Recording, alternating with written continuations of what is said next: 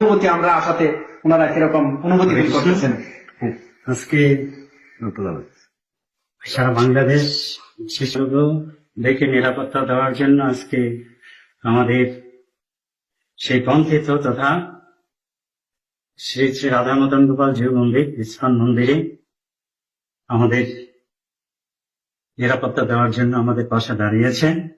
তা আমরা আশাবাদী যে আমাদের এখানে এরকম কিছু এখন পর্যন্ত হয়নি, তাহলে আরো আশাবাদী যে অবশ্যই আমরা এখন এগুলো থেকে যে আমাদের মধ্যে একটা ভয় থাকবো, যেহেতু ওনারা আমাদের পাশে আছেন।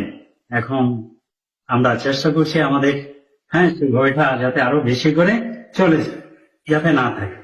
সেই জন্য এখানে যারা আসছেন আমি ওনাদের কাছে কৃতজ্ঞতা প্রকাশ করছি যে শুধু আমাদের পাশে নয়, আপনারা সকলের পাশে এইভাবে দাঁড়িয়ে সকলকেই আমাদের সংখ্যালঘু যারা আছেন তাদেরকে প্রেরণা দান করুন।